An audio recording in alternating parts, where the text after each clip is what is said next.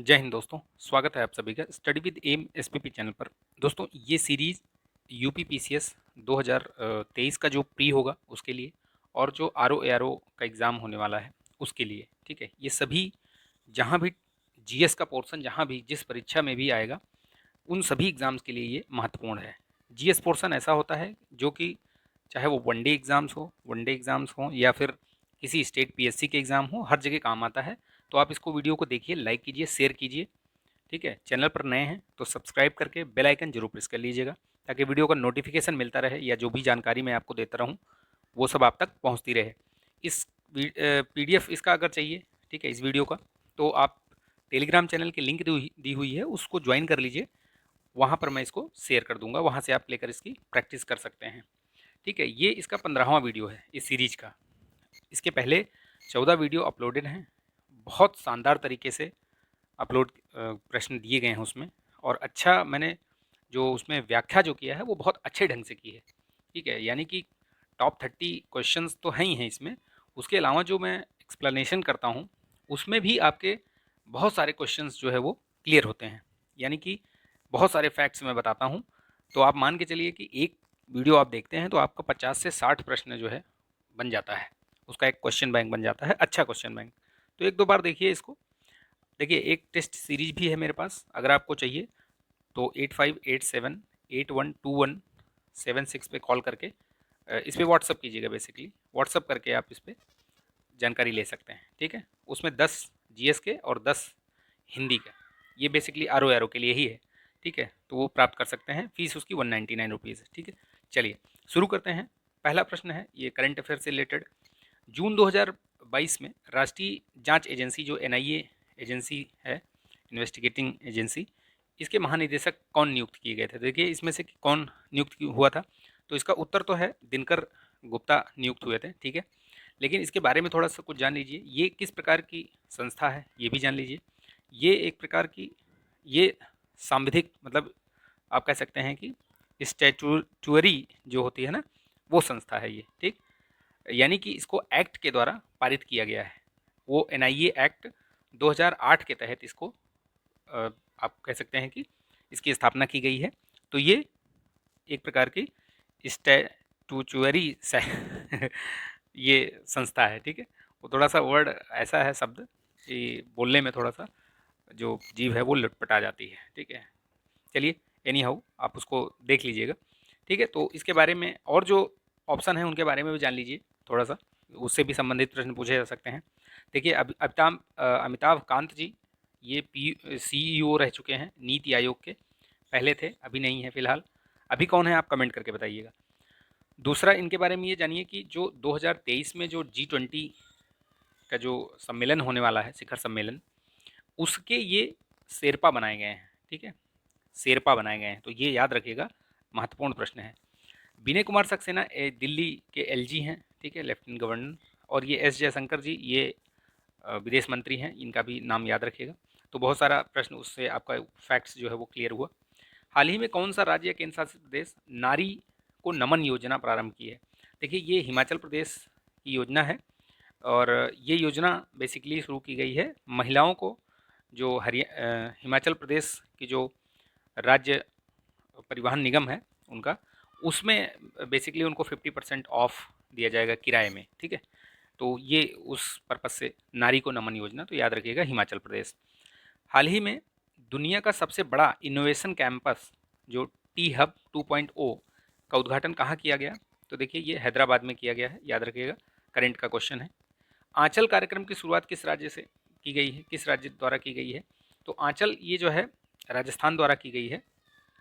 और बेसिकली इसमें क्या है, जो महिलाओं के स्वास्थ्य संबंधी ये योजना है, तो ये चीज़ याद रखिएगा, ठीक है। आईएमडी द्वारा जारी विश्व प्रतिस्पर्धात्मक सूचकांक, वैश्विक ये जो है वर्ल्ड कम्पिटिटिवनेस इंडेक्स 2022 में भारत की रैंकिंग क्या है? तो भारत की रैंकिंग 37वीं है, याद रखिएगा। पिछले 2-3 सालों से ये 43वें रैंक पे अटका हुआ था भारत, लेकिन अभी थोड़ी अच्छी खासी छलांग लगाई है, ठीक है। 37वीं रैंक पे आ गया है वो। नंबर 1 पे डेनमार्क है, ये भी याद रखिएगा, डेनमार्क, क्या पता पूछ ले, नंबर 1 पे डेनमार्क है, ठीक। तो याद रखना, ये आईएमडी जो है वो ये कहाँ की संस्था है ये? स्विट्ज़रलैंड की ही संस्था है। बहुत दिनों से, बहुत वर्षों से, मतलब काफ़ी वर्षों से स्विट्ज़रलैंड ही टॉप पर था, लेकिन अभी इस बार जो 2022 में है वो डेनमार्क है, ठीक है।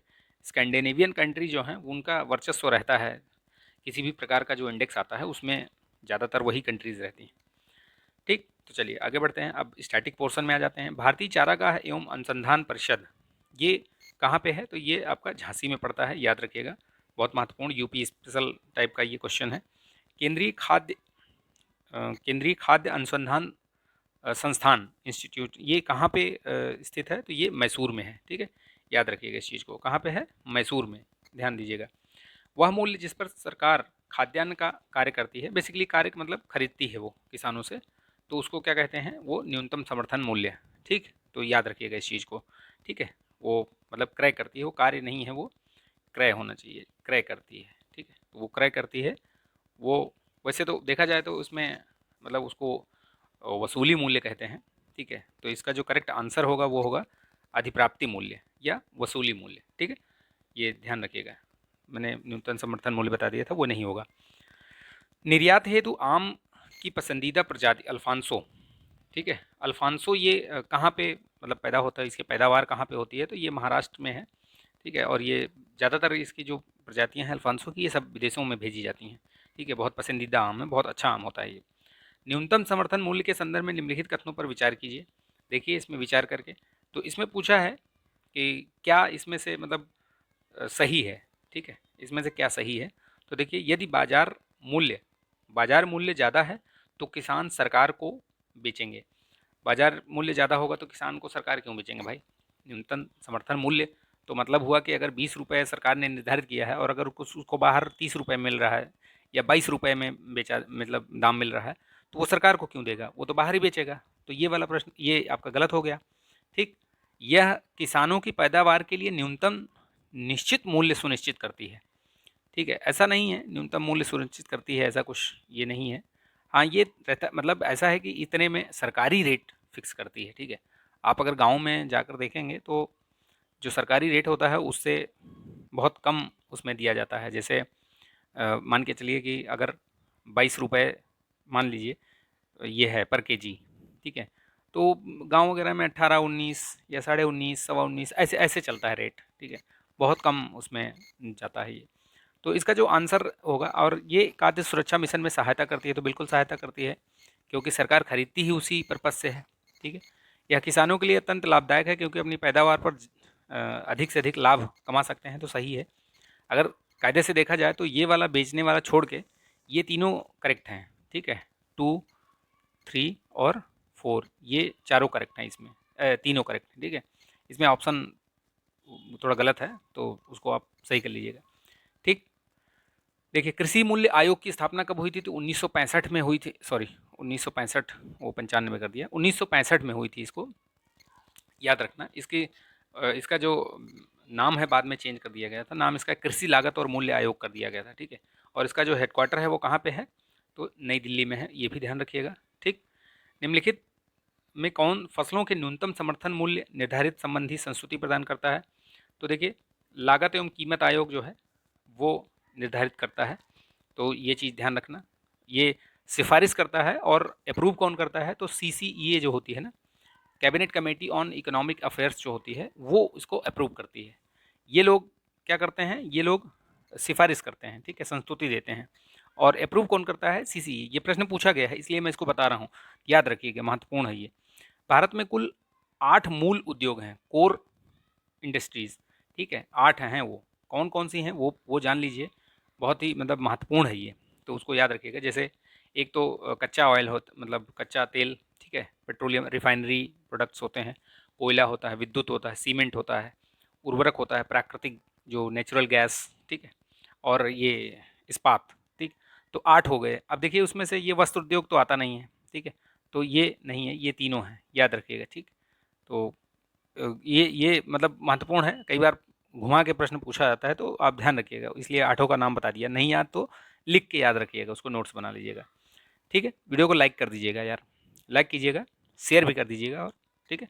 चलिए, भारत के औद्योगिक उत्पादन सूचकांक में निम्नलिखित में से कौन सी गतिविधियां जो है वो सम्मिलित नहीं है, ठीक है। तो इसमें से कौन सी है जो सम्मिलित नहीं है? तो जो औद्योगिक उत्पादन सूचकांक होता है उसमें निर्माण जो है वो शामिल नहीं है, यानी कि विनिर्माण होता है, विद्युत भी है, खनन भी है, लेकिन ये निर्माण वाला कार्यक्रम जो है वो इसमें औद्योगिक उत्पादन सूचकांक में सम्मिलित नहीं होती। वो आईआईपी जो बनता है उसमें नहीं सम्मिलित होता वो। प्रथम कारखाना अधिनियम कब पारित किया गया था? तो 1881 में पारित किया गया था। उस समय कौन था वायसराय? ठीक है, तो लॉर्ड रिपन। ठीक है, रिपन का नाम आप लोगों ने सुना होगा। ठीक है, इनके समय पे बहुत सारे काम हुए थे, जैसे इन्हीं के टाइम पे जो है वर्नाकुलर प्रेस एक्ट समाप्त किया गया था। ठीक है, प्रेस मुक्तिदाता कहा जाता है। ठीक है, स्थानीय स्वशासन के रिगार्डिंग इन्होंने बहुत सारे काम किए थे, तो इनको कई जगहों पे स्थानीय स्वशासन का जनक भी माना जाता है। ये बात दूसरी है कि स्थानीय स्वशासन की जो चर्चा है वो बहुत पहले से शुरू हो गई थी। अगर आप साउथ में तमिल अगर एनसीईआरटी पढ़ेंगे साउथ की, तो उसमें देखिए, अगर आप ये चोलास देखिए, चोल के शासनकाल में स्थानीय स्वशासन का बहुत पहले से जिक्र मिलता है, आपको बहुत जानकारी बहुत पहले से मिलती है। लेकिन ये चूँकि इतिहास में हमें ऐसे ही पढ़ाया गया है, तो अब क्या करेंगे, हमें पढ़ना पड़ेगा। लेकिन सही चीज़ ये है, तथ्य ये है कि ये रिपन के पहले से, हाँ, ये था कि इन्होंने आधुनिक भारत में इन्होंने इस चीज़ को इंट्रोड्यूस किया, इस पर काम किया, तो उनका योगदान है। लेकिन ये कहा जाए कि ये इनको जनक माना जाए, तो जनक कहना थोड़ा अटपटा सा है, क्योंकि ये तो बहुत पहले से रही है भारत में। इसका जो साउथ में चोलाज जैसे बनाया मैंने, चोल चोल जो वंश थे, उनके राज्य में ये बहुत पहले से थी। ठीक है, तो ये चीज़ ध्यान रखिएगा। ठीक है, दीर्घकालीन ऋण कृषि प्रदान करना किसे, जो दीर्घकालीन के लिए कृषि ऋण दिया जाता है वो किसके द्वारा दिया जाता है? तो भूमि विकास बैंक के द्वारा। ठीक है, लैंड डेवलपमेंट बैंक होती है, उसके द्वारा दिया जाता है। भारत में निम्नलिखित में से किस की कृषि संबद्ध एवं गतिविधियों में ऋण वितरण में सबसे अधिक हिस्सेदारी है? यानी कृषि या कृषि से संबद्ध जो क्षेत्र होते हैं, सबसे अधिक ऋण कौन प्रदान करता है? तो वाणिज्यिक बैंक ही प्रदान करते हैं। उसके बाद होते हैं ये आपके सहकारी बैंक आते हैं। ठीक है, वाणिज्यिक बैंक लगभग 75% ये इन्हीं के द्वारा ऋण प्रदान किया जाता है। नवरत्न में सम्मिलित सार्वजनिक उपक्रम कौन सा है? ये थोड़े दिन पहले मैंने जो वीडियो बनाया था उसमें भी बताया भी था ये, कि जो सरकारी जो उपक्रम हैं, पीएसयूज़ जो हैं, सीपीएसयूज़, उनको 3 मेजर कैटेगरीज में डिवाइड किया गया। जैसे एक मिनी रत्न, ठीक है, और एक नवरत्न नवरत्न और एक महारत्न। ठीक है, महारत्न सबसे ऊपर होती हैं, जिनका टर्नओवर वगैरह अच्छा खासा होता है। इनके अलग अलग क्राइटेरिया हैं। ठीक है, वो क्राइटेरिया मैं किसी किसी एक वीडियो में अच्छे से समझा दूंगा इसको मैं। तो ये याद रखिएगा कि महारत्न में अभी 12 कंपनीज, अभी लेटेस्ट एक आरईसी, ठीक है, रूरल इलेक्ट्रिफिकेशन कॉरपोरेशन लिमिटेड, इसका नाम याद रखिएगा, ये भी लेटेस्ट ऐड हुई है महारत्न में। तो अभी 12 हो गए हैं। ठीक है, 12 महारत्न हैं और नवरत्न भी 12 हैं। ठीक, तो उन्हीं में से पूछ रहा है कि कौन सा है इसमें से सम्मिलित है। तो देखिए, सेल, गेल, ये सब क्या है? ये सब महारत्न है। एमटीएनएल है जो कि आपकी नवरत्न कंपनी है। तो याद रखिएगा, ठीक, इस चीज़ को ध्यान में रखिएगा, आप भूलेंगे नहीं। देखिए, इसमें आप देखेंगे, इसमें दिया गया है, एक तरफ नीतियाँ दी गई हैं और इस तरफ वर्ष, मतलब वो कब आई थी, कब। ठीक है, तो इसमें देखिए, इसमें जो करेक्ट आंसर होगा आपके, ये खनिज नीति जो है, ये सूचना एवं तकनीक वाली नीति, ये 2000 में ही आई थी। ठीक, याद रखिएगा इस चीज़ को। और खनिज नीति आपकी जो आई थी, खनिज नीति आई थी 2011 में। औद्योगिक एवं निवेश प्रोत्साहन नीति ये कब आई थी? ये आपकी आई थी 2010 में। और होटल नीति 2006 में। इस तरीके से देखेंगे तो आपका ये सी करेक्ट आंसर होगा। एचएल उत्पादन करता है, तो नाम से अगर आप एचएल का फुल फॉर्म अगर आपको पता है तो आसानी से इसमें अपना उत्तर लगा सकते हैं। तो वो वायुयानों से संबंधित करता है। अभी देखिए, आप जो एलसीएच वगैरह डेवलप किया है, ठीक है, एलसीएच प्रचंड हो गया, ठीक है, एलसीएच और हेलीकॉप्टर हो गया, तेजस हो गया ना, तेजस फाइटर हो गया, ये सब किसने डेवलप किया? ये सब एचएल नहीं किए हैं। ठीक है, तो ये चीज़ याद रखिएगा। ध्रुव वगैरह है, ये सब एचएल का ही किया हुआ है। तो याद रखिएगा इस चीज़ को। निम्नलिखित में से किसे महारत्न का दर्जा नहीं प्राप्त है, पूछा है इसमें। तो देखिए, मैंने अभी बताया, सेल को प्राप्त है, बीएचएल को भी प्राप्त है, ऑयल को नहीं प्राप्त है, ये OIL है। ठीक है, ऑयल इंडिया लिमिटेड, इसको नहीं प्राप्त है, ONGC को प्राप्त है। ठीक है, तो 12 जो हैं उनको आप, मैंने ग्रुप में शेयर भी किया था, अभी थोड़े दिन पहले ही शेयर किया हुआ है, आप देख सकते हैं पूरा। मैंने उसमें महारत्न कितनी है, नवरत्न कितनी है और मिनी रत्न कितनी है, तो वो एज ऑन डेट, मतलब एज ऑन डेट का इन द सेंस का मतलब हुआ कि जो 12वीं है वो नहीं अपडेट है। अदरवाइज़ जो पुरानी ऑफिशियल वेबसाइट से, सरकारी वेबसाइट से मैंने निकाल के डाली है, उसको शेयर किया है, तो देख सकते हैं आप उसको। निम्नांकित में से कौन सी तेल रिफाइनरी निजी क्षेत्र में है? तो इसमें बेसिकली होना चाहिए था निजी क्षेत्र में नहीं है, क्योंकि ये भी निजी है, ये भी निजी है, ये भी निजी है। मथुरा वाली ये जो है सरकारी उपक्रम है, तो नहीं समझिएगा इसको आप। ठीक ठीक है, चलिए नेक्स्ट देखते हैं। कथन दिया हुआ है, कथन और कारण से संबंधित प्रश्न बहुत आते हैं, चाहे वो आर में हो या फिर यूपीपीसीएस प्री, दोनों में बहुत बार पूछा जाता है। देखिए इसमें बोला है हीनार्थ प्रबंधन से मुद्रास्फीति होती है। बिल्कुल सही है, इससे मुद्रा की आपूर्ति वस्तुओं एवं सेवाओं की तुलना में अधिक हो जाती है। तो बिल्कुल सही है, ये कथन और कारण दोनों सही है और इसकी व्याख्या भी कर रहा है वो। निष्पादन बजट की अवधारणा ली गई है, कहाँ से ली गई है? तो ये यूएसए से ली गई है, ध्यान रखिएगा। ठीक है, कहाँ से ली गई है? यूएसए से ली गई है निष्पादन बजट की। ठीक है, किसने भारत में पहली बार व्यय कर लगाने का सुझाव दिया था? तो किसने दिया था ये सुझाव? कॉल्डर ने दिया था, याद रखिएगा। किसने दिया था? ये कॉल्डर ने, व्यय कर। निम्नलिखित कथनों में से भारत में आयकर के संबंध में कौन सा कथन सत्य है? तो जो भारत में टैक्स लगता है वो उनके उसके बारे में पूछा गया है। तो देखिए ये एक प्रगतिशील कर है, बिल्कुल सही है। यह एक प्रत्यक्ष कर है, बिल्कुल सही है। अनुपातिक कर नहीं है ये, तो ये इसमें जो करेक्ट आंसर होगा होगा सी। ठीक है, 1 एंड 2 ओनली। ठीक। मोड वैट क्या है? बेसिकली ये मोड ऐसे करके लिखा जाता है, मोड वैट, यानी ये मॉडिफाइड वैट है। ठीक है, तो क्या है ये? Modified VAT. तो किससे संबंधित है ये पूछ रहा है, तो किससे संबंधित होता है ये? बेसिकली ये वैट से ही तो है, ये मूल्यवर्धित कर से ही तो संबंधित है, मॉड वैट हो गया वो। ठीक, याद रखिएगा। इसमें भारत में पहली बार मूल्यवर्धित जो लागू हुआ था, ये वैट लागू हुआ था, कब लागू हुआ था? तो 2005 में लागू हुआ था। ठीक, याद रखिएगा। हरियाणा में पहली बार स्टेट में लागू हुआ था। भारत में किसने आमदनी पर कर की शुरुआत की थी? तो कौन थे भैया वो महानुभाव? तो उनका नाम याद रखिएगा। किसने शुरू किया था? जेम्स विल्सन थे, इन्होंने शुरुआत किया था ये भारत में पहली बार।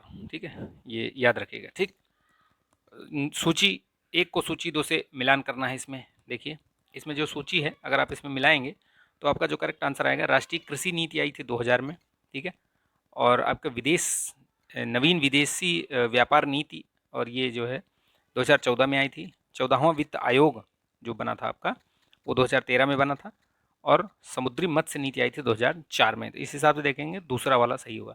आप 15वें जो वित्त आयोग हैं उसके अध्यक्ष का नाम बताइए। अभी ऊपर डिस्कस किया था, वैसे आप देख लेंगे उसमें। 15वां इसमें पूछा भी गया है ये प्रश्न। ठीक है, तो ये प्रश्न मैं पूछे है। आप इसकी अवधि बताइए, आप कितने से कितने पीरियड के लिए है ये। चलिए, केलकर टास्क फोर्स की सिफारिशें किससे संबंधित है? तो देखिए केलकर जो है वो, इसका ऐसे याद रखिए, केलकर, कर इधर भी है, कर सुधार इधर भी है। ठीक है, तो ये याद रखिएगा, केलकर समिति जो है वो कर सुधार से संबंधित थी। ठीक है, तो ये टॉप 30 क्वेश्चंस मैंने इसमें करा दिए हैं। कुछ एक टॉपिक जो हैं वो और भी मैं लेकर आऊँगा। ठीक है, तो आप वीडियो को लाइक कीजिएगा, शेयर कीजिएगा, चैनल पर नए हैं तो सब्सक्राइब भी कर लीजिएगा। ठीक है, चलिए देखते हैं। देखिए एक दो चीज़ इसमें और रिपेन के बारे में जान लीजिए आप। वो उन्हीं के टाइम पे इल्बर्ट बिल विवाद भी आया था, 1883-84 में, उनका याद रखिएगा। श्रम बहुत सारे काम किए थे, जैसे विकेंद्रण ये भी था, हंटर कमीशन। ठीक है, 1883-82 में। तो ये क्या है, मैं इसलिए बता रहा हूँ कि ये क्रोनोलॉजी में पूछे जाते हैं, क्रम इनका पूछा जाता है। और यूपीपीसीएस में अभी जो पिछले 4-5 सालों का जो पैटर्न रहा है, वो क्रोनोलॉजी पे बहुत ध्यान देता है, बहुत प्रश्न पूछता है वो। तो इसलिए मैंने सोचा कि ये चीज़ बता दूँ आपको। ठीक है, चलिए, तो आप लोग इसको लाइक कीजिएगा ज़रूर। ठीक है, और जो मैंने पूछा है वो कमेंट में बताइएगा भैया कैसा लगा आपको ये, मतलब इनिशिएटिव ठीक लग रहा है, नहीं लग रहा है? कुछ कमेंट कर दिया करिए, अच्छा है बुरा है जो भी है आप बता दिया करिए। चलिए ठीक है, मिलेंगे नेक्स्ट वीडियो में, तब तक के लिए अपना ध्यान रखिए, स्वस्थ रहिए, मस्त रहिए, बिंदास रहिए। जय हिंद।